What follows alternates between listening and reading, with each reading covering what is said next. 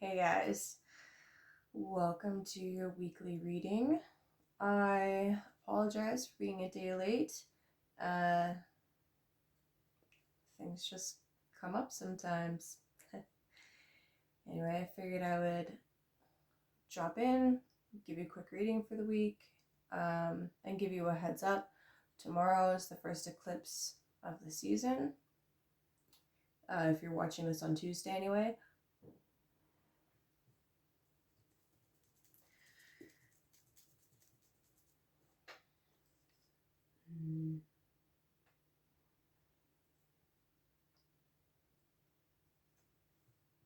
Full moon lunar eclipse in Gemini. Oh, I guess the moon would be in Sagittarius, but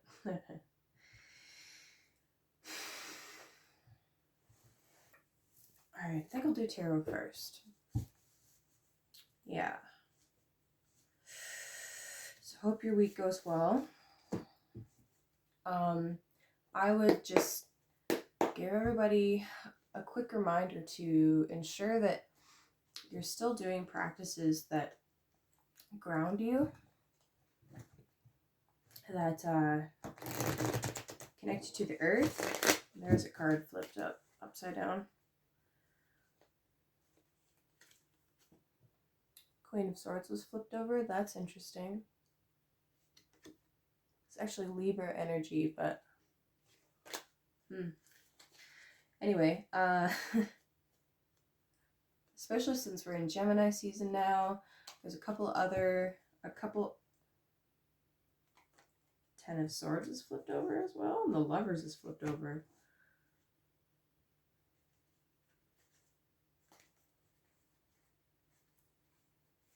That's weird.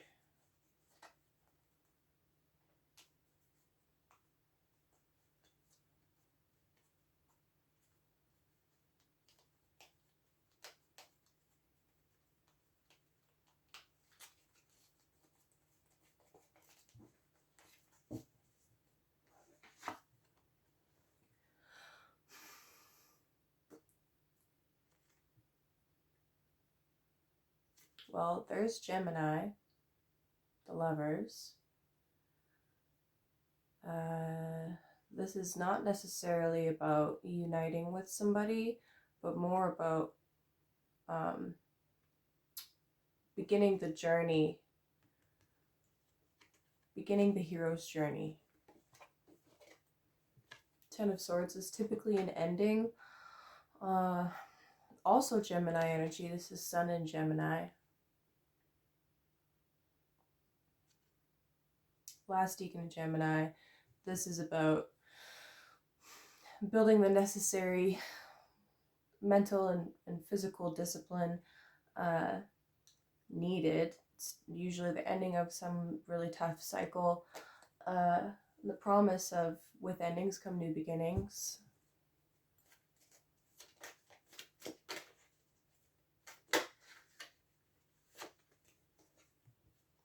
And the Seven of Swords is also an air energy. This is the moon in Aquarius, or the deacon ruled by moon in Aquarius, thus moon in Aquarius. This is about using our quick-wittedness, our intelligence, being clever. It's not, because it's a 7, it carries this, I don't want to use the word magical, but magical force, where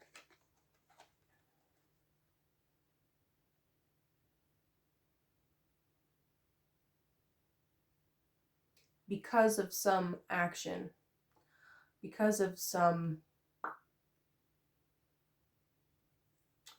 that's expressed by someone else or yourself that is not necessarily perfectly honest or perfectly forthright, there is, the result of it is some kind of initiation or evolution.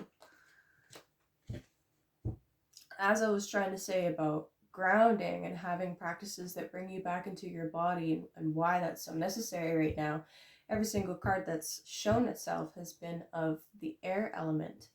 And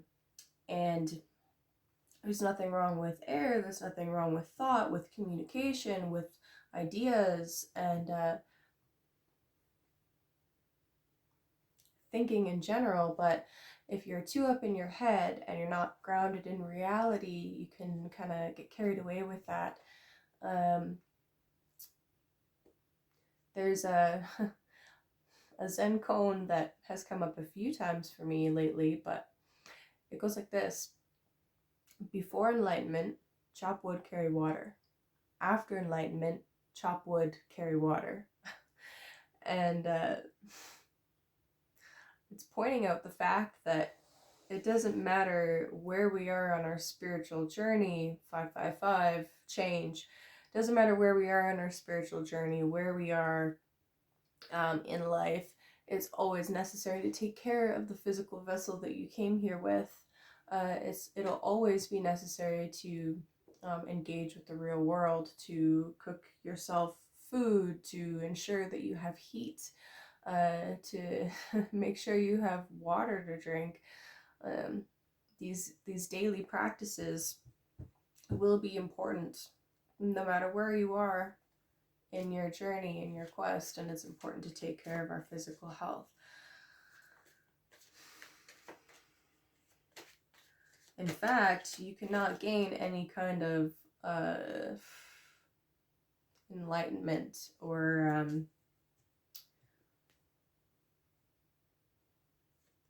you can't really get anywhere if you don't have your physical health, right? If you don't pay attention to the daily practices and chores that really need attending to, it's absolutely essential. And once you have those taken care of, you're fed, you've got, there's the 9 of Wands. Once your body's taken care of, you've taken responsibility for yourself and for what you require, then you're able to actually go into the ego, into the shadow work, into the body work, and start assessing and working with these aspects of self that need to be worked with. But if you are worried or really stressed about how you're going to pay rent or the mortgage or whatever, these things will serve as major distractions, and you won't really be able to delve as deep as you need to. And the 9 of Wands coming out, a fire energy rather than air energy. This is the Lord of Great Strength. This is the middle decan of Sagittarius, where the full moon and eclipse will be. Actually, I think it'll be in the first decan. Yeah, it'll be in the first decan of Sagittarius, but regardless, Sagittarius energy, this is about having great strength and really believing in yourself. Oh, look at that. It's the decan ruled by the moon. Anyway, you have an abundance of strength within and resources within, and these will be absolutely vital, and you need to access your own inner strength and your own inner resources and understand that you don't need to always be looking outside of yourself for fulfillment, for people and things to help you feel valuable.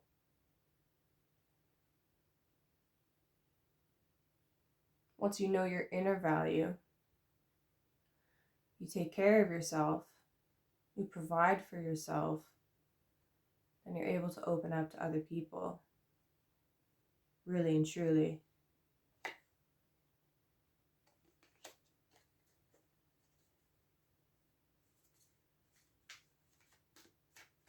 One more card to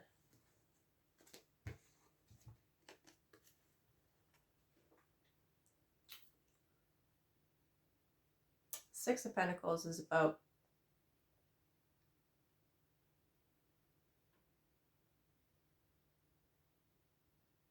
having an equal give and take,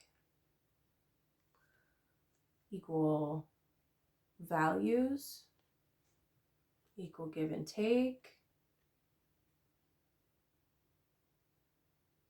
It's the Lord of material success. This is the deacon ruled by the moon in Taurus. He loves being in Taurus. It's the favorite place for the moon. It's about the ability to manifest into your life the material and the material physical goods that really keep you feeling comforted and safe. And I was just speaking on value and knowing that you have the resources within and the ability to do it for yourself. The Six of Pentacles is also talking about not just being able to do that for yourself, but meeting with other people that have their own value system and their own material resources, and being able to build with other people as well. So, interesting reading this week. Oh, cool. And the stars on the bottom, Aquarius. This is about wish fulfillment, gains and losses, but gains especially through your friend circle, your network.